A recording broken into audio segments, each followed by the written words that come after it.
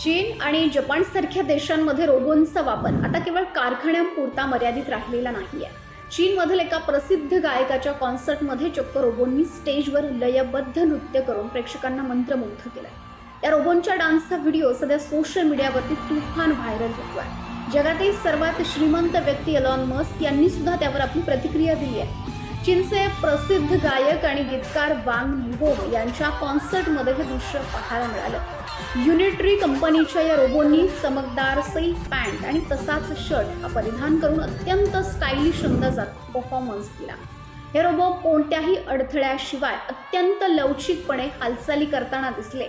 सर्वात आश्चर्याची गोष्ट म्हणजे रोबोंचे डान्स स्टेप्स तिथे असलेल्या मानवी डान्सरशी इतके तंतोतंत जुळत होते की जणू ते वर्षानुवर्ष एकत्र सराव करतात असं वाटत होतं.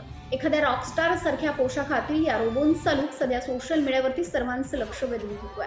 या डान्सचा व्हिडिओ पाहून एलॉन मस्क हे सुद्धा स्वतःला रोखू शकले नाहीत. त्यांनी हा व्हिडिओ पाहून इम्प्रेसिव्ह अशा शब्दात आपली प्रतिक्रिया दिली आहे.